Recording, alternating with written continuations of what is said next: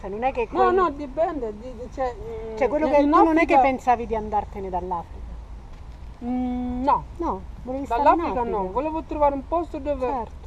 posso stare meglio e Certo. dove potrò lavorare con tranquillità e guadagnare soldi. Perché questo forse noi non lo capiamo, no? Forse noi pensiamo che tutti gli africani hanno voglia di venire in Europa, ma magari non è così.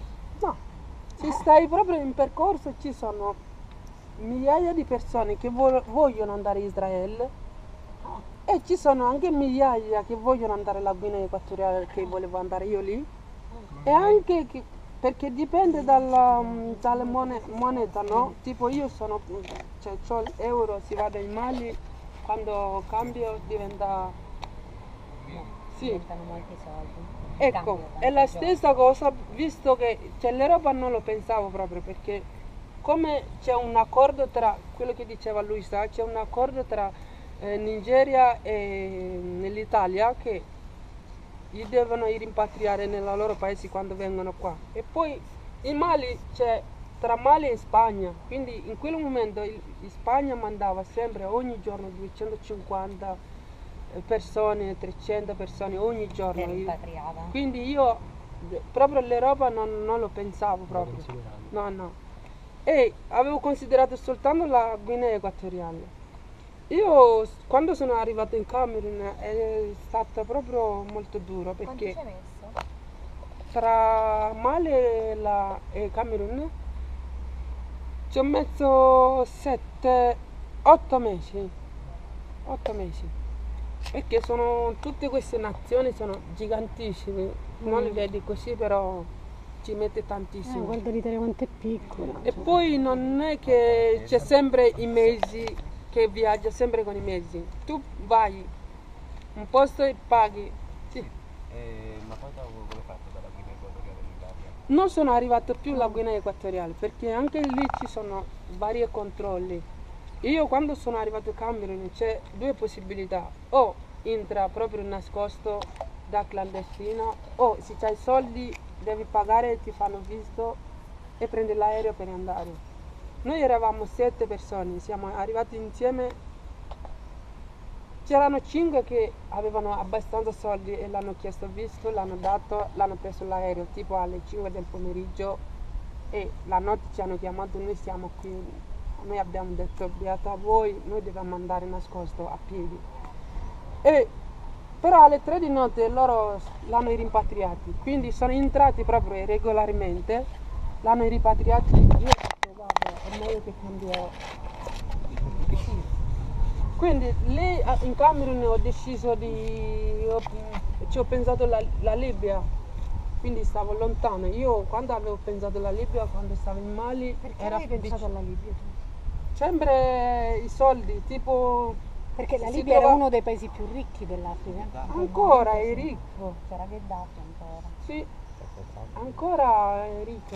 In realtà non soltanto per petrolio, perché anche se io vado a lavorare per 20 dinar, perché la loro moneta si chiama dinar. Se io lavoro per 20 dinar, cioè si vado a cambiare, in Libia è poco, ma se io Certo. mando in Mali diventa 2000 e qualcosa. Quindi c'è la differenza, perciò a volte gli interessi sono questi. Appena che scappano dalla guerra e devono cercare un posto dove possono anche risparmiare o guadagnare. E io quando in Camerun è stato proprio difficilissimo per me, anzi mi ricordo 2 bambini, una ragazzina e un ragazzo di 6 anni, circa 6-7 anni e 8 anni.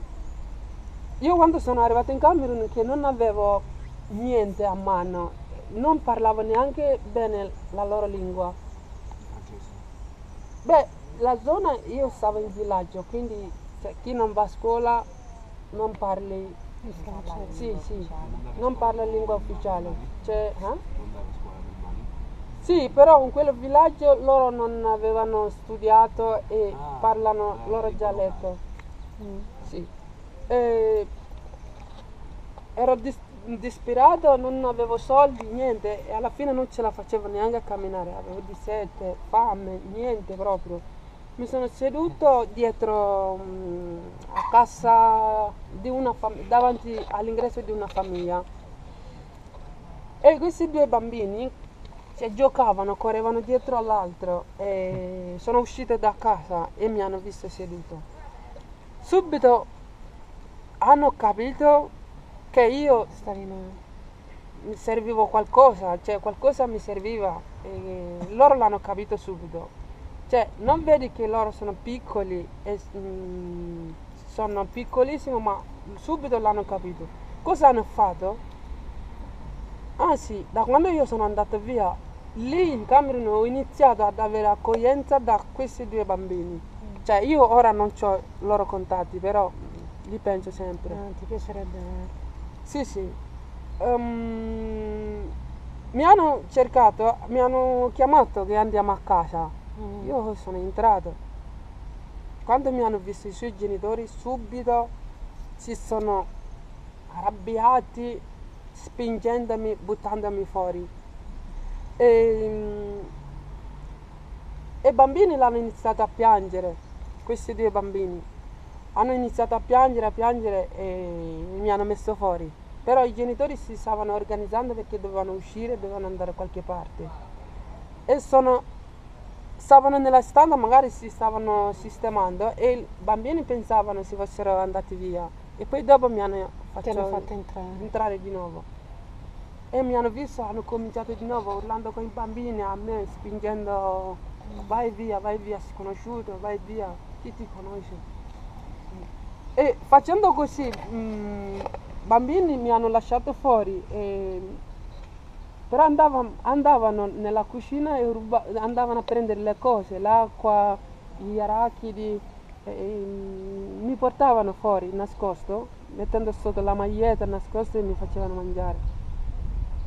E alla fine l'hanno provato la terza volta per farmi entrare e la stessa cosa, mi spingevano e alla fine è arrivato un amico di loro padre che l'ha visto mentre piangevano questi due bambini e lui ha chiesto a loro perché state piangendo e lui, i bambini l'hanno spiegato perché piangono e grazie a loro lui ha detto state tranquillo, lo porto a casa mia, gli do da mangiare, cioè, grazie a questi bambini io ho avuto accoglienza e ho avuto tutto lì. Infatti non mi dimenticherò mai di questi due bambini, saranno anche cresciuti. E lì ho iniziato a rifare tutto il percorso fino a questo lavoro. Sei ritornato indietro? Sì, e poi questo lavoro Ghana,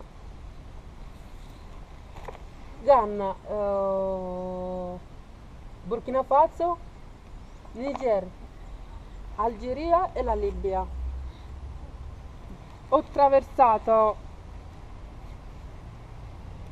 7 paesi da 15 anni a metà di 17 anni, fino qui in Italia. E poi arrivo in Italia è stato un problema perché prima di arrivare in Italia, tipo da Nigeria ho iniziato il deserto lì. Cioè, era una cosa che non avevo mai visto. Attraversare il deserto, cioè, dovevi andare a prendere informazione prima, chiedendo... Tu hai deciso, cioè come hai deciso di... Questo lavoro che, allora, è la stessa sei stato sempre da solo, Bakary? Sempre da solo. Hai avuto un compagno di viaggio? Nessuno. Se non la gente che incontravi. Quelli che vogliono viaggiare, tipo, non è che viaggi da solo, perché lì a volte cammina a piedi. Se tu paghi il biglietto lo stesso, ma cammina a piedi. Come paghi il biglietto? Tu paghi il biglietto per attraversare le strade? Sì. Attraversare il deserto. Deserto, perché lì non ci sono i posti, cioè non ci sono strade, non ci sono i mezzi e non conosci pure dove devi andare e ci sono i Tuareg, non so se avete sentito, e loro vivono nel deserto e sanno benissimo muoversi. Sì. E ci sono queste persone che fanno soltanto chiamano così, gli fanno trasporto dei umani. Lui sta sul cammello, si chiama, però c'ha due cose sulla schiena. Dromedario. Ecco, quello. Lui sta su quello, però devi pagare e poi lui sta davanti a voi e Cioè lui cammina è da quello piedi. che vi accompagna, è una specie di caronte, Sì. un traghetta, cioè, E chiamiamolo tu stai così. sul È una dromedario. guida, È la una guida del specie di deserto. guida. Sì. E voi quindi pagate In Italia lo per... chiameremo trafficante, però può essere anche trafficante. Lui, Le rotte va del bene, io traffico, arrivo, no? vado a chiedere chi fa guida qui, c'è una signora là, vai a chiedere. Io vado lì, mi dice, va bene, io cerco 20 persone. E quindi Ah. se io sono primo devo aspettare, pago Che si e formi aspetto. un gruppo da Magari a 20. volte aspetto più di 20 giorni o un mese finché lui non ha 20 persone persone perché a vuole guadagnare. I soldi come l'avevi pigliati? Beh, io ho sempre lavorato, In qualche modo. sì, con gli aiuti, anche lavoravo sempre ai ristoranti, grazie a mia mamma che l'ha aiutato tanto pure. E niente, pagavamo soldi così e lui andava, stava davanti a voi e sta sul cammello, c'ha l'acqua. Ma Però- vi tratta bene questa No, persona? basta o che è- gli dai i suoi soldi e lui, se sei stanco, basta, è finito, perché nessuno non aspetta nessuno nel Se tu sei deserto. stanco nel deserto vieni abbandonato? Perciò dicono lì, quando vai a prendere informazioni, ti dicono non devi attraversare il deserto con un fratello tuo o con i parenti tuoi, perché lì nessuno non aspetta nessuno. Certo.